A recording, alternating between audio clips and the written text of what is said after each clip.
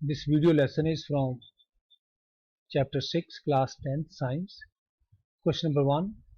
Why is diffusion insufficient to meet the oxygen requirements of multicellular organisms like humans? Quite simple, straightforward answer, students. In multicellular organisms, all the cells may not be in direct contact with the surrounding environment. Thus, simple diffusion will not meet the requirements of all the cells. We move to question number 2. What criteria do we use to decide whether something is alive? So any visible movement such as walking, breathing or growing is generally used to decide whether something is alive or not.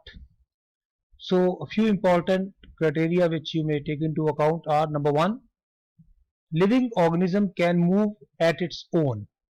So it can move at its own. It needs food to get energy and nutrients. We eat food. It respires because respiration gives us energy. It responds to changes that take place in its surroundings. So naturally it responds and then makes changes accordingly. It exhibits growth and development. It is a very continuous phenomenon. If we see in plants, that is, plants they keep growing, but in animals growth stops after a particular age. So here we can say that it's also very important criterion. And lastly, it removes its metabolic waste. Very important. Metabolic waste means removal of carbon dioxide, very importantly removal of gases like ammonia or urea in the form of urine and such other metabolic wastes. However, a living organism can also have movements which are not visible to the naked eye. So many times we find that living organisms they appear to be static, that is at one place only, uh, because uh, because of naked eye we may not able to see those movements. Otherwise, you always find these important uh, mechanisms or these important activities. Then we move to question number 3. What are just somehow I just go back. What are outside raw materials used for by an organism? An organism uses outside raw materials mostly in the form of food. Now, as you are aware of, life on Earth depends on food sources, and food is carbon based. When we say carbon based, it means in photosynthesis, carbon dioxide and water they form glucose, which subsequently changes into starch and other forms of foods. So the raw materials required by an organism can be quite varied depending on the complexity of the organism and its environment. Then we move to our next question. What processes would you consider essential for maintaining life? So to maintain life or to be living, you need number 1, very importantly, nutrition, respiration, transportation, excretion, etc. So these are essential for maintaining life. And interestingly, all these processes we are studying in our this chapter, and the name given is also life processes. Then we move to the very important question. What are the differences between autotrophic nutrition and heterotrophic trophic nutrition?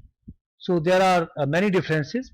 Firstly, we start with, in autotrophic nutrition, food is synthesized from simple inorganic raw materials like carbon dioxide and water.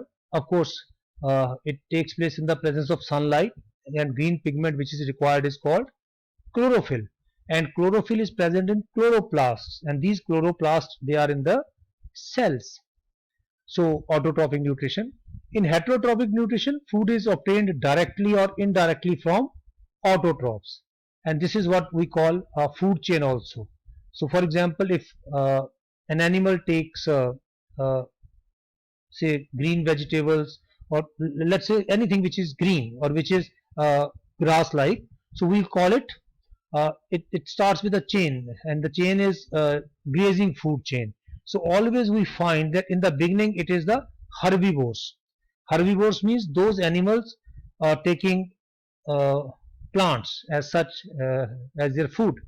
But then not necessarily all animals they take such food. Now many animals they eat herbivores. They eat animals. So then they are called carnivores. So this is how the chain works. Anyhow, so food is obtained directly or indirectly from autotrophs. Second, presence of green pigment, chlorophyll is necessary.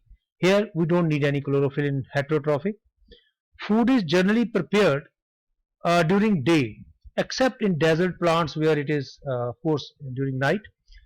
Food can be prepared at all times. And lastly, all green plants and some bacteria have this type of nutrition. While heterotrophic nutrition we find very common in animals and certain fungi which show this type of nutrition. So after this we move to our question number 6, as you find here on the view. Where do plants get each of the raw materials required for photosynthesis? So there are raw materials like carbon dioxide, water and so on. So the raw material carbon dioxide enters from the atmosphere through stomata. Now these stomata they are present on the leaves. Basically, I mean, if you see the structure of leaf, we find that stomata they are present on the lower surface of the leaf, except aquatic plants, those plants which live in water, where stomata is on the upper part, upper surface. Otherwise, generally stomata on the lower surface of the leaves. Second, B, water is absorbed from the soil by the plant roots. And thirdly, sunlight, very important for photosynthesis, comes from sun. And this energy is basically required for conversion of carbon dioxide and water into glucose. And remember, this sunlight which is there, it breaks water into hydrogen and oxygen. This hydrogen is trapped by carbon dioxide in a very complex mechanism and forms the glucose. Then if you see here, just in a we have also written here carbon dioxide from atmosphere, water comes from groundwater, and light of course comes from sun as such. So we move to question number 7. What is the role of the acid in our stomach? Now, as you know that in stomach, acid which is there is hydrochloric acid. Now, the role of hydrochloric acid, there are two important features here. One, it kills germs present in the food, and very importantly, it makes the food acidic, because the enzyme pepsin which is there in stomach can act only in the acidic medium. So this food becomes acidic due to the presence of HCl, and then pepsin can digest proteins or starts the digestion of proteins, because digestion of proteins finishes in small intestine subsequently. Then we move to question number 8. Now question number 8, now coming on the screen. What is the function of digestive enzymes? Now students, digestive enzymes such as amylase, lipase, trypsin, etc. help in the breaking down of complex food particles into simple ones. Enzymes, they are also called biocatalysts.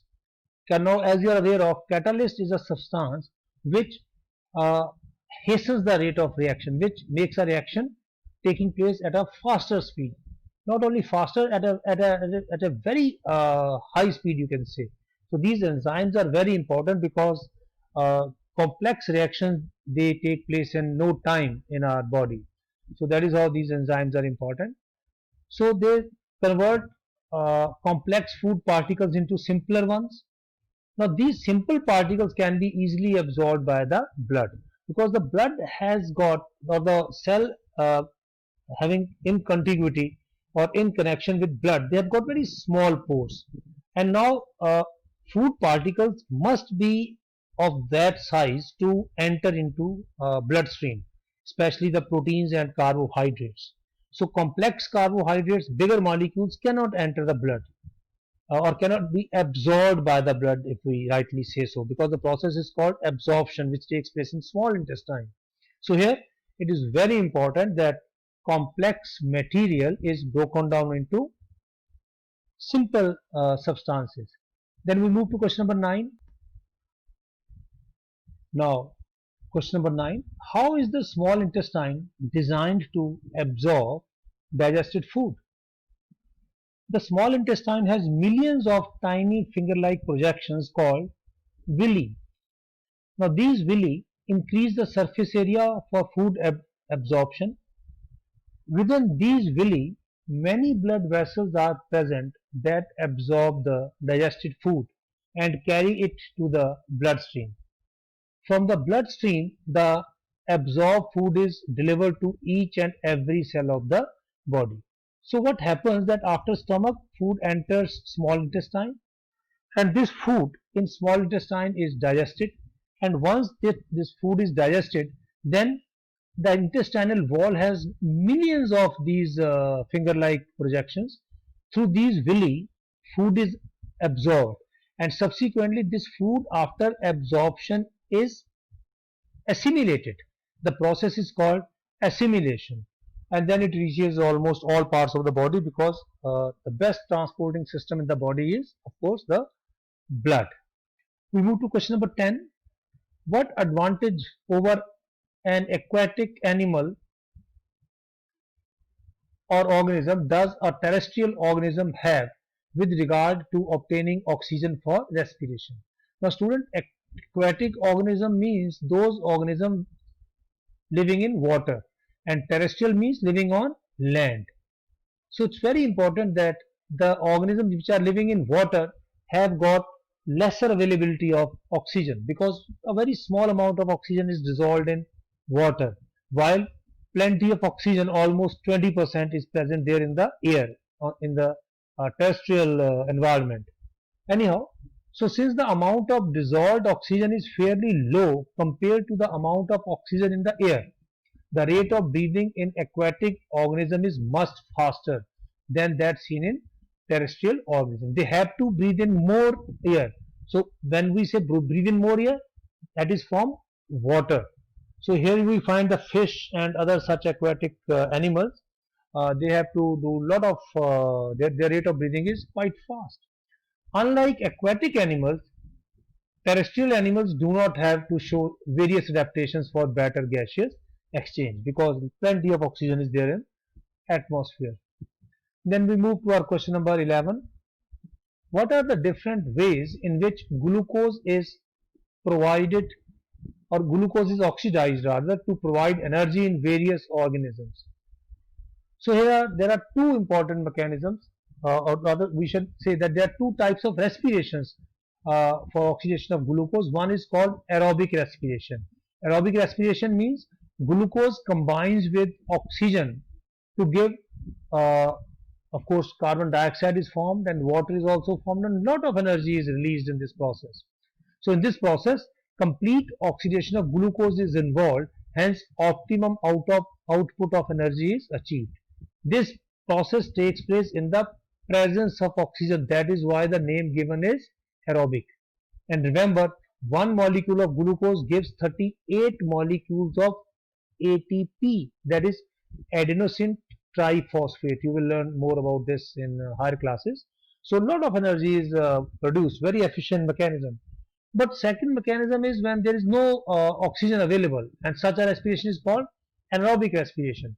This type of respiration takes place in the absence of oxygen, and complete oxidation of glucose is not possible here, does not take place. Usually bacteria show anaerobic respiration. Even sometimes in our calf muscles, anaerobic respiration is seen. So now students, glucose is first broken down into pyruvate. Remember, one glucose molecule which has got 6 carbon gives 2 molecules of pyruvate. Pyruvate is also called pyruvic acid. And now there are 3 mechanisms which are seen in the body, or rather overall we see 3 mechanisms. First mechanism, when there is no oxygen, for example anaerobic respiration. In this, glucose is converted into pyruvate, and pyruvate is converted into ethanol and carbon dioxide, and energy is released. This is a mechanism in which not much energy is produced, of course. Then second is lack of oxygen. That is, for example, in our muscle cells, when you run very fast, that time aerobic respiration is, you can say, is not possible or lags behind. So in that case, Pyruvate is converted into lactic acid and energy is released. Of course, this is also not complete burning of glucose or pyruvate. But third mechanism is very efficient, and in this, in the presence of oxygen, this mechanism takes place in our mitochondria. Mitochondria are present in each and every cell, as you know, in animals. So in mitochondria, carbon dioxide and water and energy is produced. And here we find in this mechanism of aerobic, 38 ATP molecules are formed as compared to only 2 in case of the first one, that is anaerobic. Of course, the middle one is only in our muscle cells. So that is how there are three mechanisms for the burning of glucose, we can say. So with this we finish this part of our video. In the next video we will be starting with question number 12. How is oxygen and carbon dioxide transported in human beings? Quite long explanation, so we shall be doing in our next schedule. All the best then. Bye.